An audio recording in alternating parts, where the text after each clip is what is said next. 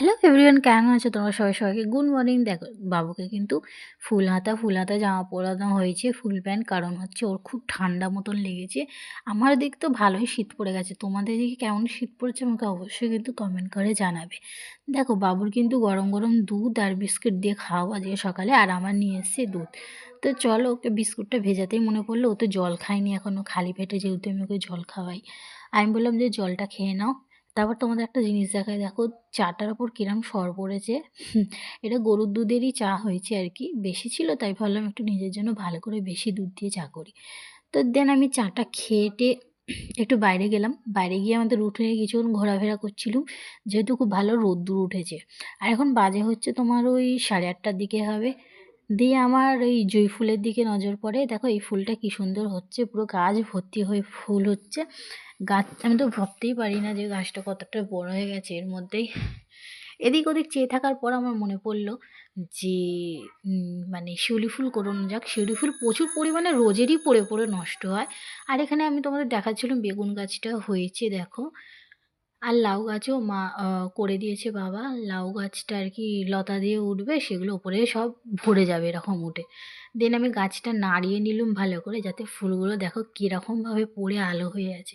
এরম কিন্তু রোজেরই পড়ে থাকে, আমি কোনোদিনও কুড়োই না, আমাদের ফুল এরম পড়ে পড়ে নষ্টই হয়ে যায়।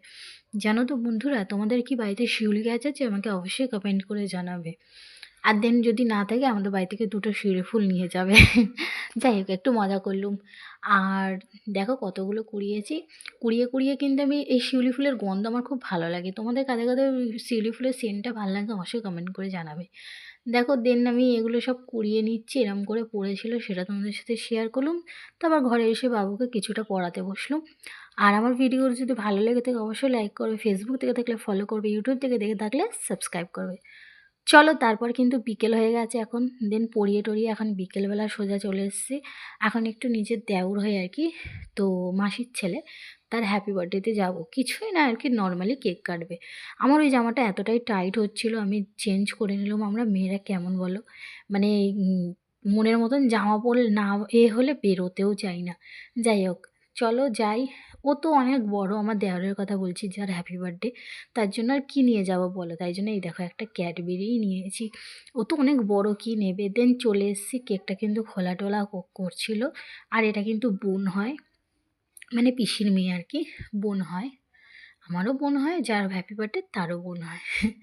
দেখো এখানে সবাই গোছাচ্ছিল। আর এখানে সবাই কিন্তু আমরা বাড়ির মেম্বার্সরা সবাই জড়ো হয়েছিল, আর বাবু কিন্তু দুষ্টুমি এর মধ্যে করেই চলেছিল। দেখো, এটা কিন্তু পিসি হয় যে